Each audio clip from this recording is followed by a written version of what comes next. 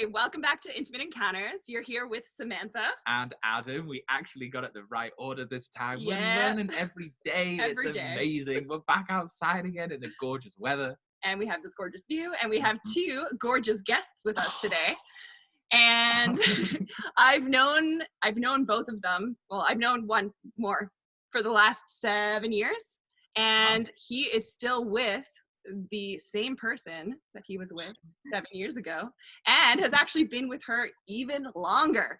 So that's what we wanted to talk to them about today. Sam and I haven't been in a relationship ever for that long. Never. And I wouldn't say I've ever been in a properly long-term relationship. The most I've managed is 1.5 years. Yeah, I'm just slightly above that. So, we don't really have a lot of tips to offer our relationship viewers, but we thought that it could be amazing to ask Hannah and James about what makes a successful 11-year relationship. Crazy. Absolutely crazy. So we're going to hand it off to them so they can tell us a bit about themselves and why they want to be on the show with us today. So take it away, guys. Hi, thank you so much for having us. My name is James. This is my wife, Hannah. We've been together for 11 years, and we, I guess, wanted to be on the show because I do think that there's some value in the things that we've learned in the past 11 years. We've done a lot of growth. We met when we were very young, and so I think some of the stuff that, I don't know, we get asked by our younger friends or our friends who have not been in long relationships, and sometimes I think our answers are good, and so yeah, when Sam asked if we wanted to be on, I was like, sure, we could maybe add some value to the world. Yeah, I feel pretty much the same. I'm Hannah, aforementioned wife. And yeah, I feel like I'm a little bit better at, I don't want to say relationship advice, but like mainly just communications advice than I definitely am for dating advice. Because our friends, when they start dating people, they're like, you guys have been together a while, like, can you give us dating tips? And we're like, no, we met when we were in We've stayed together for 5 years, and like we might be kind of helpful then. So yeah, that's kind of why I'm here too. Yeah, I also think that we are a fantastic relationship. Yeah, James likes to think that. I'm like, nailed it. I think that's so great though. Like, I've, as a younger man, I'm not actually, how old are you guys? Do you mind saying? 21 and 30. 30. Okay. The same age as me. So same age as Sam. Not that, I wouldn't say that old.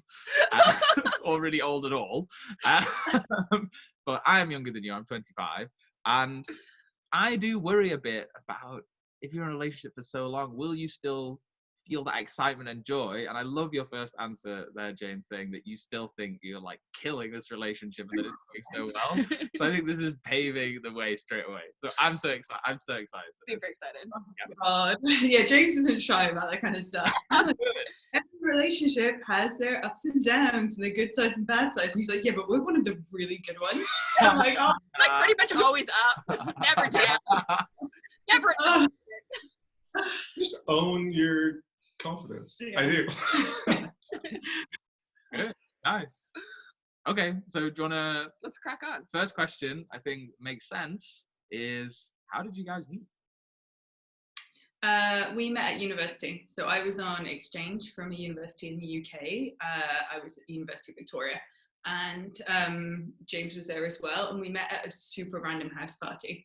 I was meant to be going to a house party in someone else's room, like across the hall, and then they weren't ready, and this guy from across the way like knocked on our door and said like, hey, you're going out to this pub as well, like come hang out with us. And James happened to have helped that guy move in that day. He didn't even really know him, he knew his friend, so it was really happenstance. So like half of the people there ended up being international students who I'd known for like 2 days, and then the other half, a couple people knew each other or they'd met that day. So it was like this really crazy like melting pot of people. It was uni. Like it was just a uni. Yeah. It's when you meet other young people in random ways, Yeah. But we met that night, and actually good friends of ours who were getting married this year, they've had to postpone, but they also met at that same party. Same And they're night, yeah. another international couple. They're Australian Canadian. Yeah. But yeah, so that was how we met. It's a fateful night. Yeah. Sounds that way. Yeah. And that was September 2008. Mm-hmm. So Before Obama, that was good. We were together. yeah. Yeah. Amazing. Back when the world wasn't falling apart with Donald Trump. Yeah. Yeah. The future looked bright. Yeah. Right. A future we could believe in. Yes, we can. Everything's been downhill from there. You stayed strong. You stayed through it. Yeah. Cool. What then thing? Go on. Do you want to do it? We've got them all written down here. We wrote down some questions. Mm. So because you guys are an international couple, are there any things that you found, like surprises, cultural differences, like weird? Yeah, I think that's a good question. You okay if I go first? Absolutely. Yeah, no, go on. Yeah. I did more pre-thinking, so James will that first and he'll figure out an answer. I feel like it's less now because honestly it's been a while, like, you know, compared to so many older relationships. No, 10 years is not that long, but it's been such a while and we've lived in each other's countries for long periods of time. Or like I've lived in Canada that first year and then 6 years since, and James has lived in the UK. He lived here for like 2.5 years before we moved back to Canada, and now we're back here in the UK. So it becomes harder to tell what's cultural and what's just personal, what's the individual. I'd say early on language is one of the trickiest things, just simple miscommunication. Humor. Yeah, humor, I would say humor, we were lucky. Like I'm not normally attracted to North Americans because I feel like I miss out on the humor. Like it doesn't always translate. Whereas like for loads of other, like for Kiwis and for Australians, it's quite easy. But with North Americans it doesn't. But I didn't have that with James, which also like really took me by surprise. But I would say, communication early on. In Britain we always go, "You okay?" Or lots of people go, "You okay?" Just like saying, "How are you?" I remember one night I was like, "You okay?" to James, and he's so laid back, and he was like, "Why do you keep asking if I'm okay?" Like, and I was like, I'm just checking in. He was like, "Why do you think you have to check in? Like, do I not seem okay?" And I was like, "Oh my God, I'm gonna have like an argument about it." And I vividly argued in the car. I like vividly remember that argument. So I think like there are silly little cultural things like that you slowly over the years iron out the creases.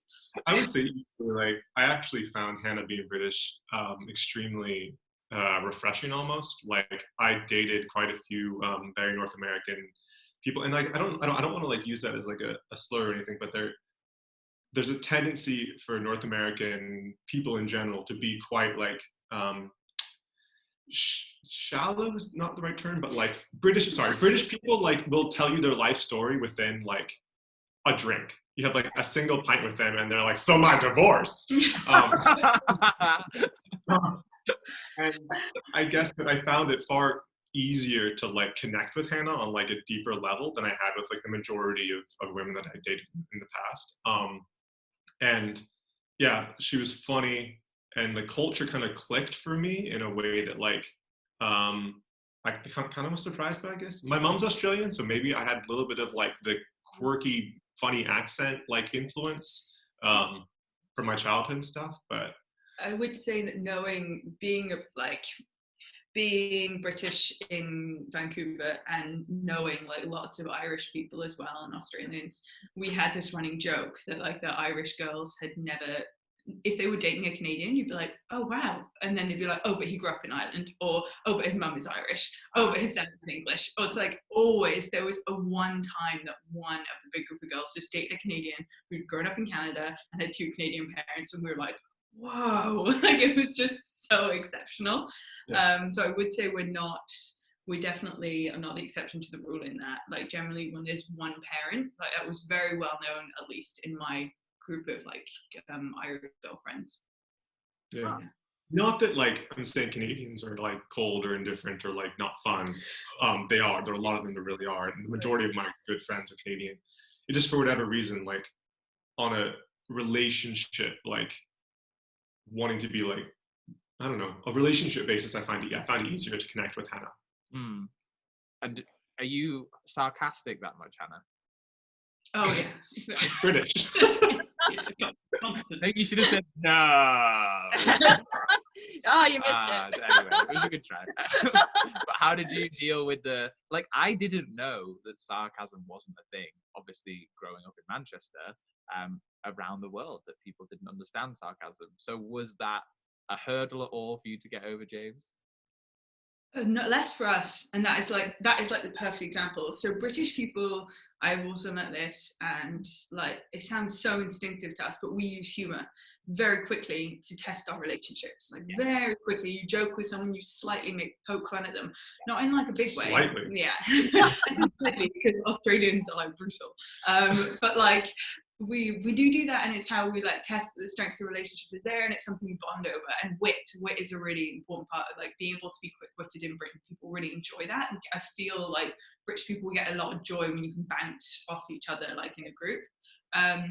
And with James, I could do that, and that's the one thing. It's why a lot of the time with North Americans, I couldn't do that. And again, sarcasm, even with loads of my girlfriends in Canada. You want a joke would kind of... When a joke will land and when it won't land. And a lot of the times it doesn't land. So I like ease off some of my like harsher humor, because I think to them, I sound like a South African or an Aussie whose humor can be quite like blunt. Whereas to me, I'm like, it's really not that bad. But I would say when it comes to us, that was something we didn't have to deal with. Yeah, we're lucky. Yeah. Nice. Okay, next question we've got is, have you ever traveled? It sounds like you've touched on this already. Like you have lived in each other's countries, but have you done any extensive travel? Like a backpacking trip or...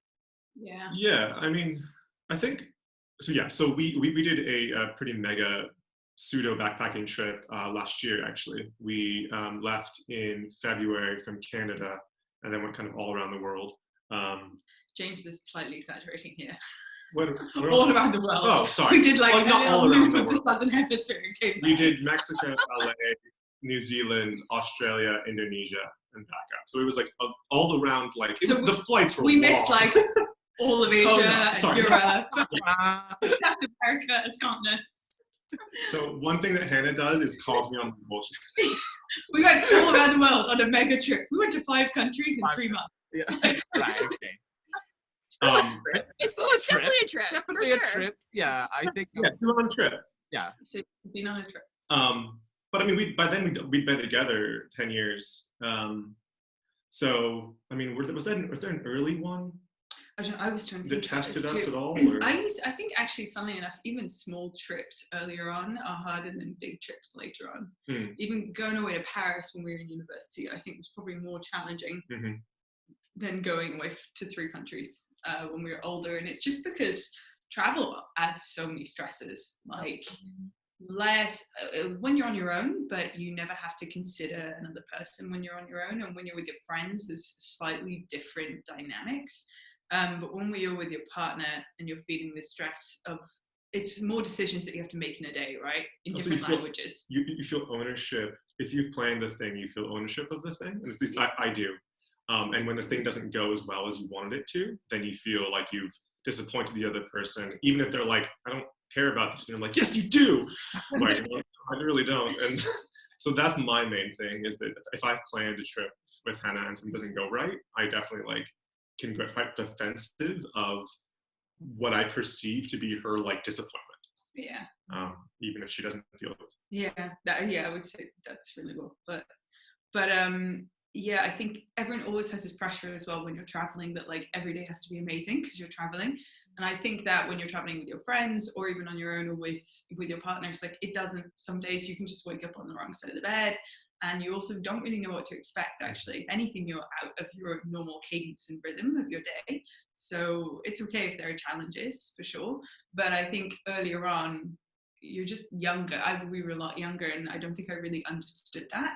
Whereas now that we're older, when we were on the 3-month trip, we saw a lot of people. But you okay, Sam? No, there was like a fly or a bee in a cave. What we got? Shimmy towards the camera. Get those viewers, Sam. Get those viewers. But yeah, I would say the trip was good. It was broken up like in lots of different places. We actually stayed with lots of different people. But New Zealand, we were there for a month, and we did 5 days in my friend's house in the beginning. And other than that, it was just us. We didn't even stay in hostels. We like Airbnb, so it was just us. But it was 7. I mean, I guess you have that experience that you can now translate into quarantine times, but yes. what was that like? Had you ever spent that much time together? Ooh, straight through? Probably not without anyone else. Not 24/7 with anybody else. But I was trying to think about this. I like before the call, I just looked at a couple of questions, and I don't remember it being bad. I remember we would just have to take normal time. Like you're on vacation, you think you should be doing a million things, but we read so much, and then we would just like look up at each other and be like, "It's okay, we're doing this, right?" And then we're like, "Yeah, it's okay, it's okay." Especially in New Zealand, because like in New Zealand, you're supposed to do like a billion things there are to do in New Zealand. But it is exhausting. It's knackering. Like physically and emotionally, it's exhausting to just constantly do.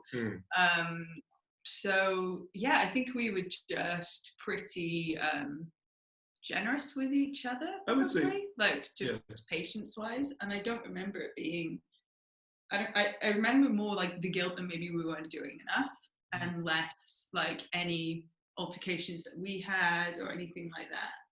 I think one of the things with our relationship in general is that we quite early on recognized that independence is just as important as dependence, almost. Like I'm not saying that we're not dependent on each other, because of course we are. We're married, and like we're a huge part of our social lives and our everything. But when traveling and just in general, the ability to comfortably say like, I'm gonna go do this thing without you now, and that's okay. In fact, like that's what I need, and that's the healthiest thing that I can like do right now. And for the other person to like be mature enough to understand that and like recognize that that's important for both of you. And I think I struggle with that more than you, because not necessarily now, but initially I took that quite personally. Like that when we're traveling or something, and Hannah would be like, okay, I know we're supposed to do all this stuff today, but instead I'm going to like go on my own walk, and you're not coming. This does not sound like me. No, look, that's the effect of what she's saying. This is the effect of what James says. What's actually happened is we've been together for like a month and a half, and then I'm like, we need to go to the grocery store. I'll go on my own. And James is like, what the hell? You're going on that long walk on your own without me cancelling all of our plans? How dare you? We need milk, and you want to do it on your own? For God's sakes, woman. No, I do think that I've gotten better at understanding the importance of independence. And that's not just travel, but in life. Like having your own friends is one of the biggest, like top tip. Have your own friends. And also have a bunch of friends that are the same too, but have a handful that are not just yours. Like it's okay if you have like a big barbecue in the summer, invite them along, but that they remain your friends, you know? Like we both do our own things in the week now, and not now, of course. Well, we still do online. And I think like Podcast Club, for example, might be really interesting to you. You're a big podcast listener, but I've never really invited James, and he's never thought to ask if he can come, because that's like my thing. I do that with people that I've met. And we have a bunch of shared friends here, more shared friends than we always have than we don't have. But I still think it's important that you do your own things, especially because then you can come back and actually tell each other what you've done in your day. Have something to say. Yeah. But I mean, yeah. So we veered like very far off the traveling question. No, that's totally fine. But actually, so how many days per week would you normally hang out with your own friends, and how many days per week would you hang out with each other with other people? Yeah. In Canada? Or I mean, like we just kind of moved here, so we're still kind of settling into what life looks like here. But I would say I would hang out with non-Hannah people once or twice a week, for sure. Yeah, now I would say, but that's probably like the most. That's the most we've done recently. Yeah. Yeah, like. But that also doesn't mean like we have our own relationships, but also there's quite a few evenings where like we can be in the same room with each other, but you know, top and tailing on the couch reading a book, and like not super engaged with the other person, except every once in a while you like kick them with your foot, you know. we in the past few years we did start. I know this kind of sounds weird, but like we did start watching our own thing with headphones in our laptops. Yeah. Um, But we'll be in the same room. we'll be in the same And we'll room. be top and tailing on the sofa. But I was thinking about this too. We always communicate around that. So one thing we never do is if we're watching something together, we never have our phones on us. Like they'll be there, but we never just pick up our phone because then the person has left what you're doing together. Yeah. Even if you're watching a movie together. Even if you're just watching a TV show or a movie, like we don't have our phones on us. That's not to say they don't occasionally interrupt, and we start to notice that they do, especially funnily enough in quarantine, that they interrupt at other points in the day. But if you're watching a movie, like we'll actually even call each other out. We'll be like, hey, what are we doing here? Like, are we watching this? Or are we not watching this? Yeah. But I would say every day it's all those like micro checks of like, what are we doing tonight? We always say that. What are we doing tonight? What time are we doing it? Like yesterday at 6, we were coming together at 6. We were doing a puzzle, and then we were going to watch something together, and then go to bed. And like that's exactly what we did. And then you do little micro checks throughout the evening. The night before, you would podcast club, and I watched stuff on my laptop upstairs. Yeah, and I came Didn't up, see each other for hours. and I was like, I'm gonna start like stretching downstairs and put something on. And James was like, I love what I'm doing, and I was like, okay, awesome. And then like that was it. But it is checks. It's definitely You like just- it's about checking. Yeah, constantly checking. And having the kind of like maturity or confidence to be like, if they say they're gonna go do that thing, that's okay. Yeah. Even if I want to hang out with them, like it's okay for them to want that right now. Yeah. Like I'll see them later. Yeah, and like again, mini compromises. Like, oh, I just like I want to watch my show right now, and James might be like, oh, I want to do stuff. I'll be like, okay, I'll watch one episode, and then like do something small to like bring us back together. Like I don't know, let's go in the kitchen and make a cup of tea, or like get an app out on our phones and like we have this little word game right now, and before we like start watching a TV show together, if we've been apart, something about it for me helps to just bring us back together. I'll be like, oh, can we do a quick couple puzzles? And we'll just sit doing some puzzles, and then I'm like, okay, now let's like watch TV together. I have no idea. How many puzzles do you have? So we have the main puzzle that you're on top You're of our on top, main the puzzle on our laptop is dining on room the table. puzzle. And then we have a little like Whatever. app puzzle. And then we have a little app puzzle, but we're also crossword Hey man, people. we're in isolation. It's mostly puzzles. Yeah. I want to make a puzzle. It's a Christmas puzzle, so it's like we're literally like puzzling in Santa Claus into like a snow scene. So it's kind of weird. It doesn't But feel quite right. By puzzle, you mean like a jigsaw? Jigsaw. Oh yeah. Hold on, let's get this. Ah, yeah, nice. Yeah, we can do that. See. I've never heard it expressed in the way you just expressed it, guys. This checking in with each other and how you're both so mature about it. As I'm saying that, I feel that's an odd thing to say, but I don't think I've ever spoken to anyone about their long-term relationship before, being honest. Like, the only ones I've known would be my parents and, like, parents of my friends. And I just think it's so lovely. I just love listening to you talk about it, and it honestly gives me so much hope for the future. And that's just all I want to say. I feel like I'm tearing up a little bit. I'm tearing up a little bit. But yeah, it's so lovely. Well, to preface all of that, and the caveat is that we've been together for 11 years. Yeah. So talking about like being able to like have maturity and the confidence to deal with the other person's desired independence is only something that happened in the past 3 or 4 years. Well, it's hard to say because it's not like any defining thing. No, they did like switch. No, but God, it wasn't always like this at all. Like in the beginning, we used to fight so much. Like I used to cry so much. Like the first year, like it was so. Did you not remember? Yeah. There's the running joke. We did it. Yeah, like James and I communicated very, very differently, and we're also 19 and 20, and we communicated very. And we differently. do long distance. And yeah, we were doing long distance. But even before that, like it wasn't like we met and it was easy. Like, we met and it was really hard. But what happened was that we met and we immediately liked each other. I immediately fell in love with her.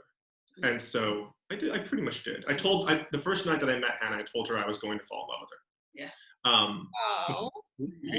Super weird. Super creepy. I was dating someone else at the time and was like, that's sweet and all, but like I'm dating someone else. And I was like, it's fine. We're gonna get that in there. It's fine. but that was a long distance relationship that wasn't destined to work out. Like I was dating someone else, and like I was with him when I moved to UVic for the year, and then by Christmas it was like, nah, it's not. Like it wasn't working out anyway. So yeah, but what I was saying with that is that sorry.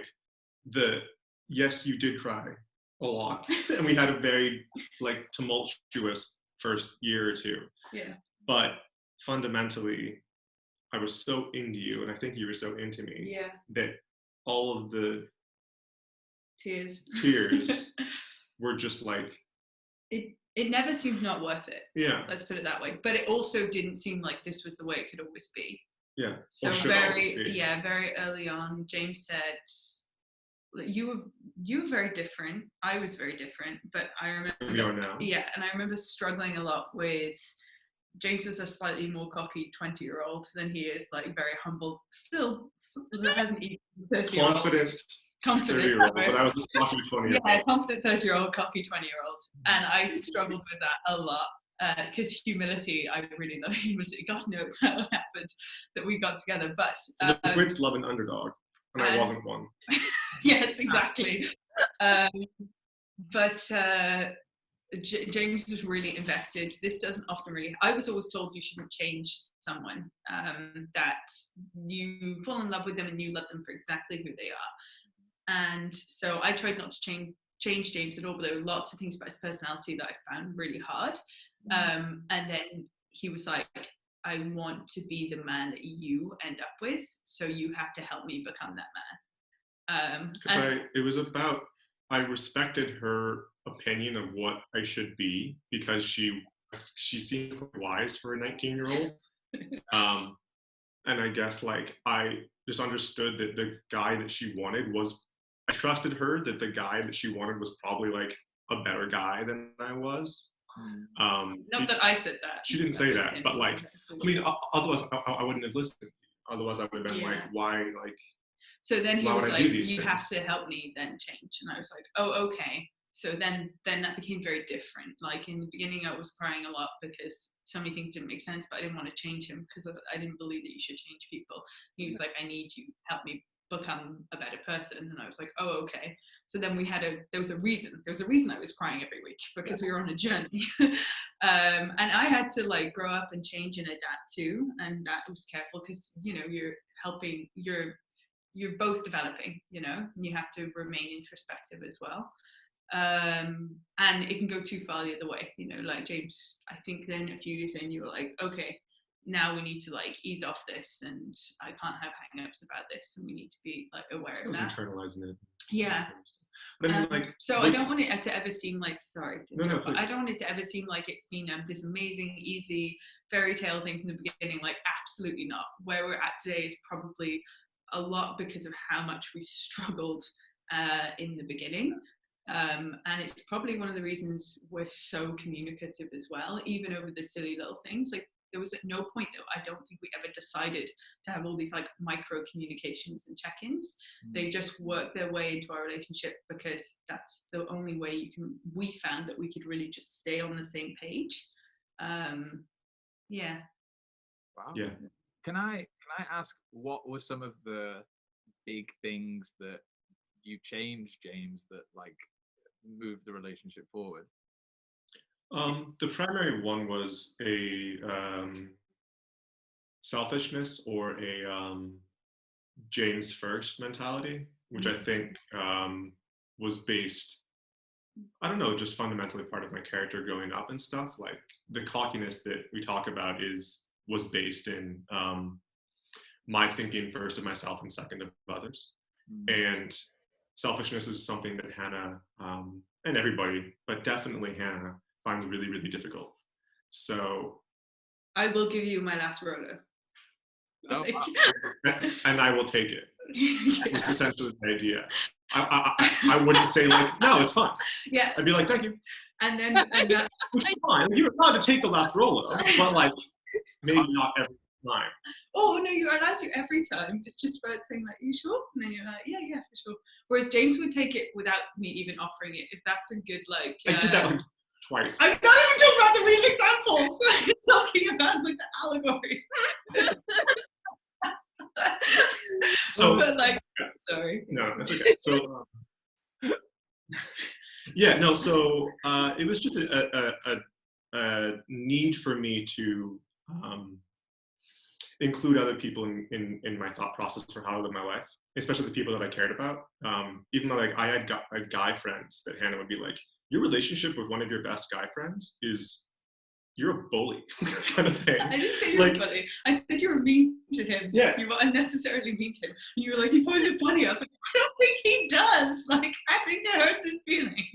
Yeah, so just, I don't know, a genuine thinking about this. But I mean, like, part of this is just about maturing as a person and like becoming an adult and stuff. It was, and like, it may have happened independently from Hannah. It may have happened from a bunch of different like variables could have made me into the guy that I am. But it just happened to be that I met this girl who liked me enough to invest time and energy into the development that she wanted to see in me.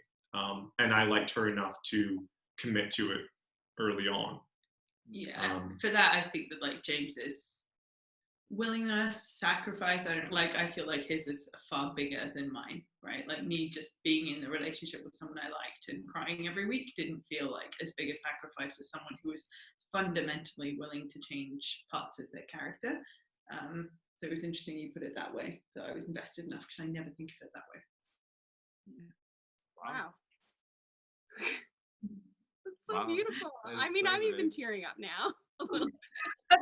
Oh God, we're making him cry. I feel like we're not giving advice to No, like, we're not giving anyone advice. We're just Let's get to our advice. I don't know if we have any advice, but like, we're just telling our story. I thought, well, that one thing I am focused, I can relate to what you were like, James, because I feel I'm a bit like that right now. Even one of my sisters had a bit of a chat about it, where she said, you put yourself first and you're in Adam's world the whole time, and it's something I'm actively trying to do. And one thing I feel is part of my personality is I want to change and improve myself. Yeah. And I hope that stays with me, and I would love to find a partner who also has that trait. I think having the trait of wanting to change and wanting to improve is so great, because then you can change and improve together. And it seems to me that you are an embodiment of that. There you go. Yeah, I was no. Yeah, the coffee? I don't know. No, I was yeah, as in like response to the sentence. Yeah. I think that's one of the beautiful things about relationships is that I think that they do tend to kind of round out people's edges. And when you find somebody who like can help you develop and mature as a person, that's amazing. Yeah.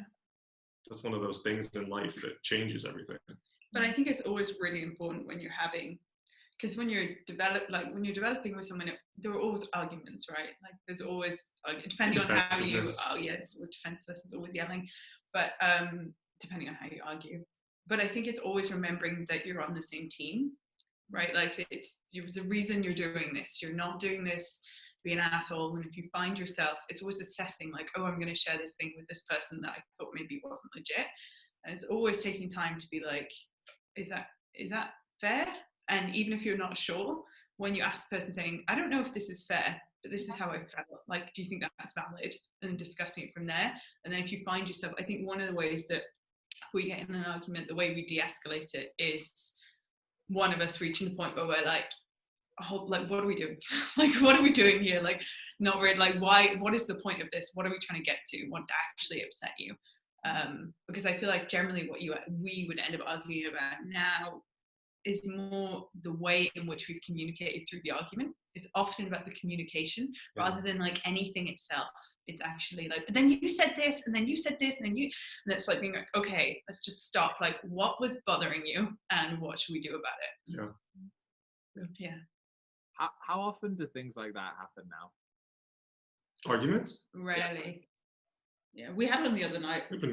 And in it, we knew it was stupid. We were like, oh, it sucks so much. I would say that's definitely true. If we do have an argument, I don't think we've had an argument that we haven't felt was stupid in a long time. Oh, no. No, we know. I think they're stupid. Yeah. She thinks that they're very fun. How often do we How have to? often? Once a month? Maybe. Maybe. You also tend to go through like we tend to go through like bad patches, and we haven't had a bad patch. And by bad patch, I mean like you'll find yourself arguing every week. Like once a week, you find yourself like in a small argument, can be small, and then we'll generally get through like 3 of those, and then we're like, what is happening? Like, okay, let's see, because now for some reason 3 weekends in a row we've argued about something. Like, what is that? Why is that happening? And we sit down and we talk it out and we try and like figure it out. Is there something underlying that's bothering someone?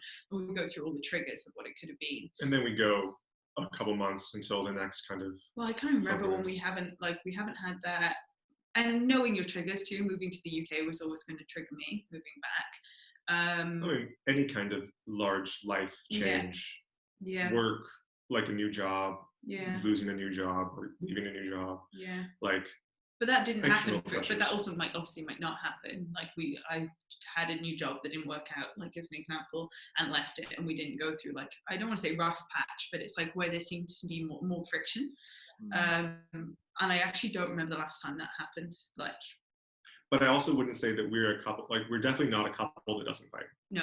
Like we're not one of those like pie in the sky. Argued, like, oh, we never argue. I've never thought of it. Yeah, no, we argue.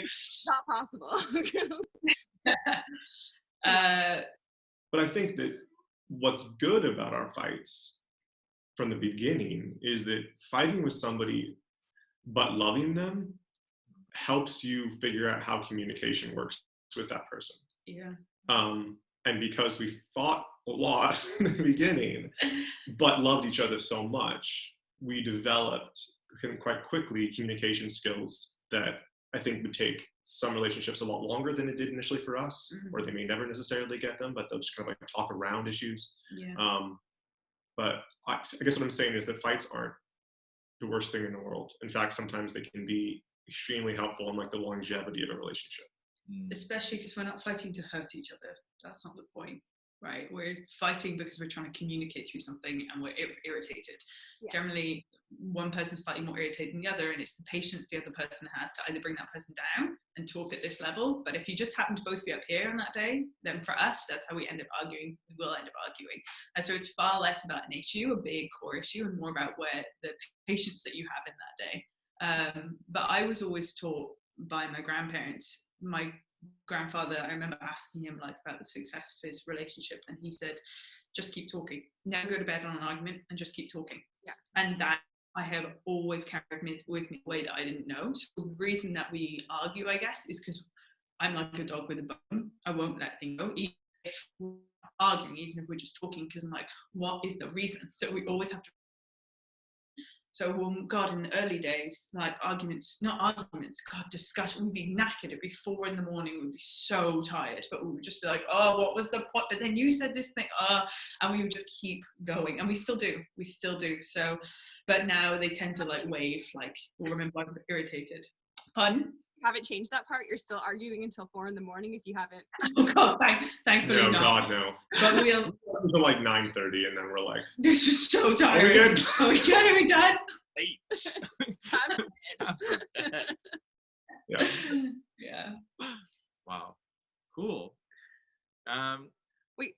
Oh. Go on. I've asked lots of questions. I was wondering about why after all this time you decided to get married. Was that something that was super important to you? Did you like, is marriage important to you? Is it because of maybe a visa issue? Like, what's the story? No, it wasn't a visa issue. No, I don't know, we got married because it's like the thing that you do when you're 30 and you've been together for 10 years.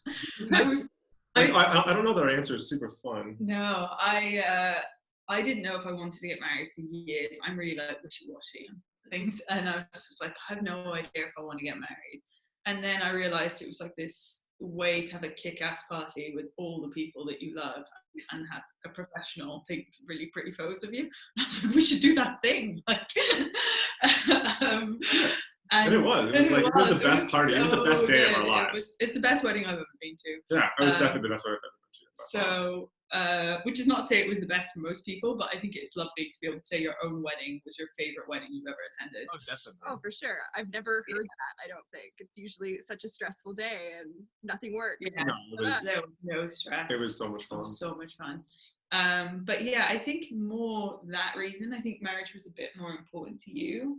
And then for I'm far more like square, I think, in terms of like how life should go. I think that I have a more like structured understanding of how structured. or like set. Yeah. Like I think that I'm more traditional. I'm more traditional, I think. I came from like a 2-parent household with one brother.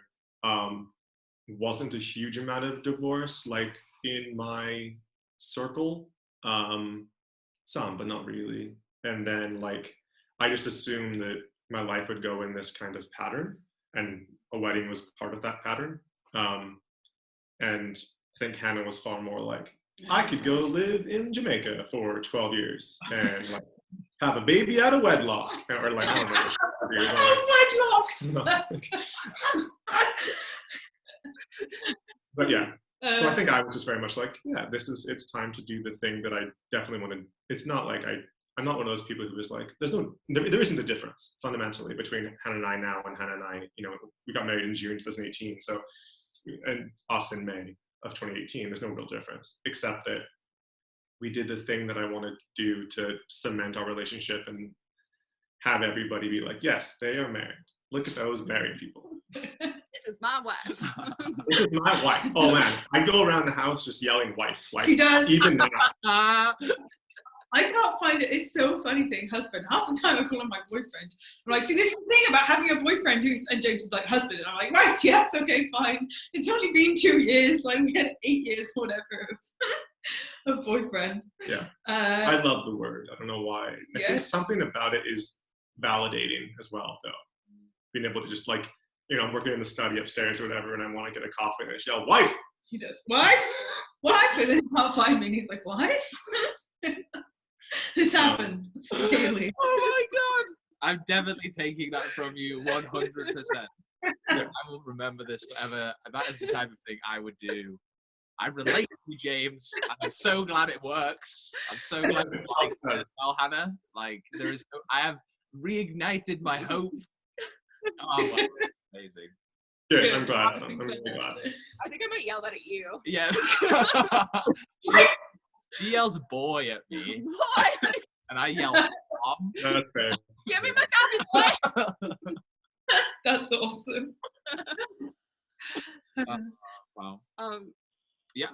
Okay, so I think like this has been really awesome, but we need to come up with the final question now. And I'm thinking Maybe this one? or that one. Oh, yeah, okay. Well, I feel like they've kind of answered this one. I feel like they've already answered that one. Oh, okay. Well, go on, you can go. You can do it. You can do it.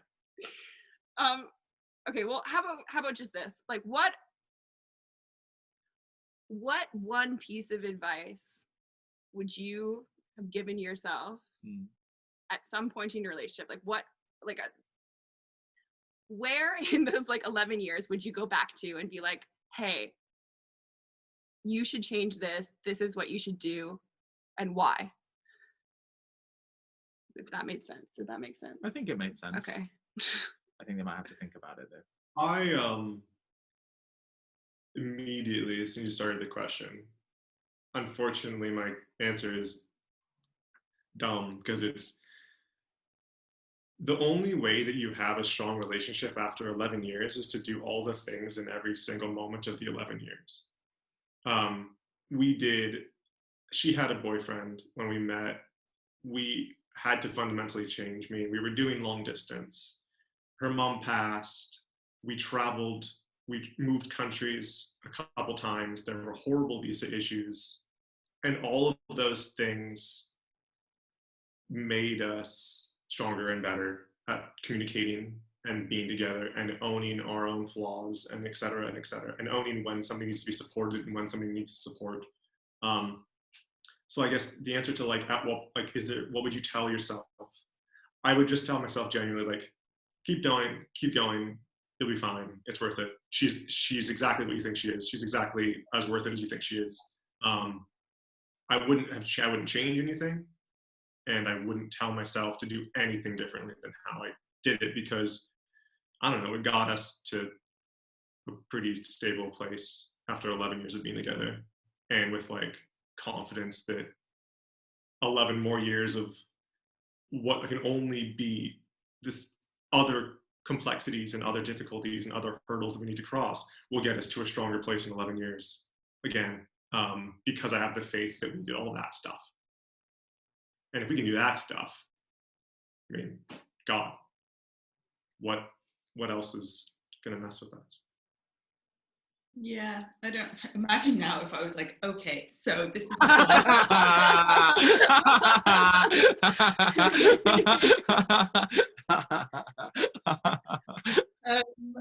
yeah, I tried to think about this. You sent over questions and I looked at things, and it felt unbelievably arrogant for me to not be able to find, not saying it was because I had the same thing as you. I felt really like I should be able to find something. I literally wrote down, I don't want to be arrogant and say there was nothing, because there must have been something. I think when we moved to Canada initially, I would have really struggled in those first couple of years. You did. I did. Yeah. And I think maybe we could have communicated more then. And we did communicate then. It was just I wasn't hearing what you were saying. Yeah, we for weren't years. as much on the same page, I think, for how hard I was finding it. It was like a year and a half after my mum had passed, and she was like my best friend. And then we moved abroad, and it was just challenging. Like, it was really challenging. I loved living in Canada, but it has so many challenges, and they shift month to month. Like every 6 months somehow there's new ones. But yeah, I'm not sure there's anything I could go back and say and change. Just like this, just continue. I think continue to stress the things that are really important to me and always were, which is to communicate and to just always be kind, like to try and remember to be kind. I think if I could go back to some of the arguments, some of the uglier arguments, and if I could go back and remember the couple of seconds before them to just be a little bit kinder, maybe that, because there are always unnecessary things that can come out of like the ugly arguments. So yeah, perhaps that. That's fair. Yeah. Yeah. I think be kind is a good one. Yeah. Guys, I think I was definitely tearing up when you were speaking then, James. Like, Yeah. I think Sam was as well. Yeah, I love this. This has been like so amazingly wonderful. So glad. Like, I have no idea how we were going to be helpful in any way. I'm not sure that we have. We just made them. Guys, you have, honestly. I feel like this has been such a wonderful like hour of my life, and I hope Sam feel. I think Sam. I definitely feel the same. This is really nice to have you guys on the show. Thank you for having us. And I do definitely think that there was a lot of gold in there, and I think a lot of couples would have a lot to pick through with that if they're having struggles, or if they're not really sure if things should keep going, because you can just keep going, and this is the place that you got to. Like, it's so beautiful. And we can feel the love. Yeah, definitely. So awesome. Thank you for joining us. Thank you for watching. If you like this, please subscribe, please like on Facebook. And then we'll see you in the next episode. Thank you so much again. Thank you again. And yes. Bye.